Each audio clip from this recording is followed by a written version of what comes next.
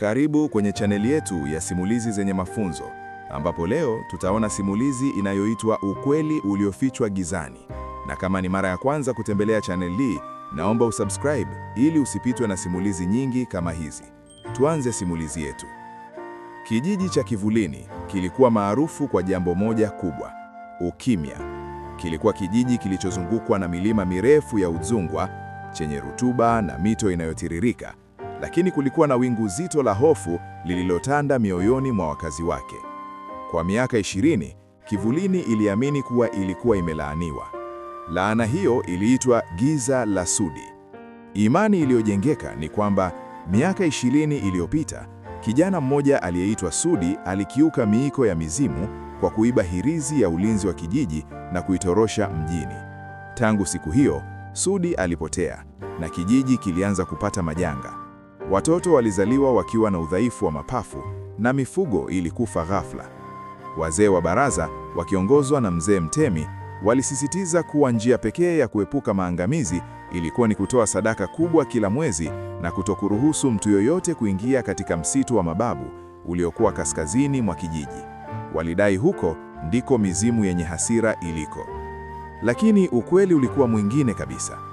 Zawadi, msichana jasiri na msomi wa kwanza wa chuo kikuu kutoka kijiji hicho, alirudi nyumbani baada ya kuhitimu masomo yake ya mazingira na afya ya jamii. Alitarajia kukuta kijiji chake kikiwa kimestaarabika, lakini alikuta hali ni mbaya kuliko alivyoiacha. Siku ya 3 baada ya kufika, alimtembelea babu yake, Mzee Busara, ambaye alikuwa kipofu na aliishi pembezoni mwa kijiji. "Babu," Zawadi aliuliza huku akimpa kikombe cha uji, "kwa nini watu wanaumwa hivi? Hii kikohozi cha watoto si cha kawaida, na maji ya mto Mwangaza yanatoa harufu ya ajabu." Mzee Busara alishusha pumzi nzito. Macho yake meupe yalitazama kusikojulikana. "Mwanangu Zawadi, macho yangu hayaoni, lakini pua yangu na masikio yangu vinahisi uovu. Kijiji hiki hakiugui laana ya mizimu, kinaugua laana ya tamaa. Ukweli umezikwa gizani na ni jasiri pekee anayeweza kuufukua." Kauli hiyo ilimsumbua Zawadi. Aliamua kuanza utafiti wake kimya kimya. Siku iliyofuata, Zawadi alichukua vifaa vyake vya kupima maji na kuelekea mto Mwangaza. Vipimo vyake vilionyesha matokeo ya kutisha. Maji yalikuwa na sumu kali ya zebaki, mercury na kemikali nyingine hatari. Hii haikuwa kazi ya mizimu, ilikuwa kazi ya binadamu. Chanzo cha sumu hiyo kilionekana kutokea kaskazini, kwenye msitu wa mababu, eneo ambalo Mzee Mtemi na baraza lake walipiga marufuku kukanyagwa. Usiku wa manane, akiwa amejaa hofu lakini akisukumwa na upendo kwa watu wake, Zawadi alivaa nguo nyeusi na kuingia msituni. Giza lilikuwa totoro. Aliposonga mbele, badala ya kukuta mizimu, alisikia sauti ya mitambo. Katikati ya msitu huo, palikuwa na mgodi mkubwa wa siri. Watu walikuwa wakichimba dhahabu usiku na kumwaga maji machafu yenye sumu moja kwa moja kwenye chanzo cha mto unaolisha kijiji. Na aliyekuwa akisimamia shughuli hiyo hakuwa mwingine bali kijana wa Mzee Mtemi, akishirikiana na wawekezaji wageni wasio waaminifu. Zawadi alipigwa butwaa. Kumbe hadithi ya laana ya Sudi ilitungwa ili kuwatisha wanakijiji wasiingie msituni na kugundua dhahabu inayoporwa na sumu inayowaua. Sudi hakuiba hirizi. Sudi aliuawa miaka 20 iliyopita kwa sababu aligundua siri hii mapema. Zawadi alipiga picha kwa simu yake na kurekodi video. Lakini wakati anaondoka, alikanyaga tawi kavu. Krrrra! Walinzi wa mgodi walishtuka. "Kuna mtu, mkamateni!" Zawadi alikimbia kwa kasi ya ajabu, akipita kwenye miiba na matope. Alifanikiwa kufika kijijini na kujificha kwa Mzee Busara, lakini alijua muda wake ulikuwa mdogo. Asubuhi iliyofuata, Mzee Mtemi alitangaza mkutano wa dharura. "Kuna mchawi ameingiza msitu wa mizimu." Mzee Mtemi aliunguruma mbele ya wanakijiji waliokuwa wakiogopa. "Mizimu imekasirika, lazima tumpate huyu mtu na kumtoa sadaka kabla jua halijazama." Wanakijiji, kwa ujinga na hofu waliopandikizwa kwa miaka mingi, walianza kupiga kelele za kuunga mkono. Zawadi alijua kuwa akijitokeza wangemuua kabla hajapata nafasi ya kuongea. Saa 7 mchana, vijana wa Mzee Mtemi walivamia nyumba ya Mzee Busara. Walimburuta Zawadi hadi katikati ya uwanja wa kijiji. "Huyu ndiye msaliti," Mzee Mtemi alipaza sauti. msomi aliyekuja na dharau za mjini kutuletea maangamizi. Wanakijiji walishika mawe. Mama yake Zawadi alilia kwa uchungu, akizuiwa kumsogelea binti yake. Pigeni, mzee Mtemi aliamuru. Subirini! Sauti nzito ilisikika. Ilikuwa ya mzee Busara, kipofu, akitembea kwa fimbo katikati ya umati. Ukimya ulitandaa kwa heshima ya umri wake. Kabla hamjamwaga damu isiyo na hatia, mzee Busara alisema kwa utulivu, mruhusu binti huyu aseme neno lake la mwisho.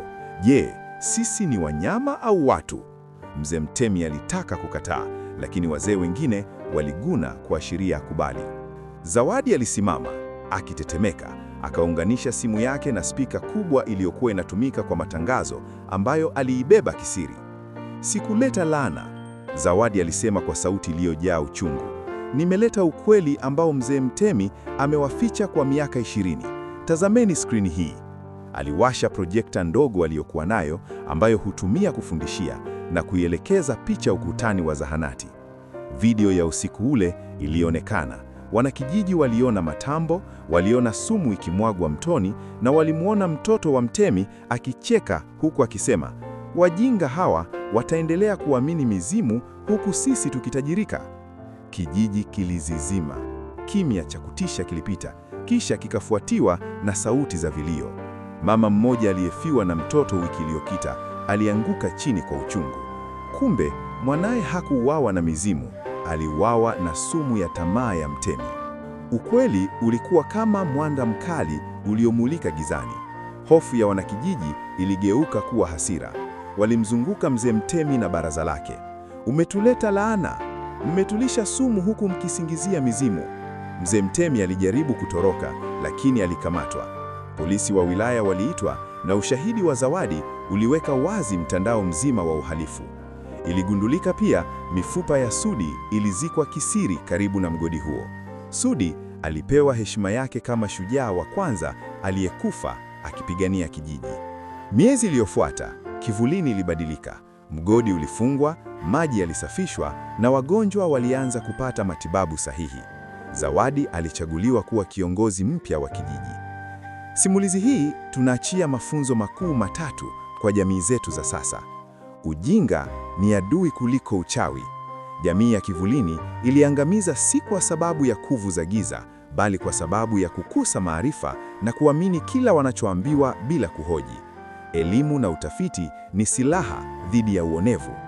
Uongo una mbio, ukweli una nguvu.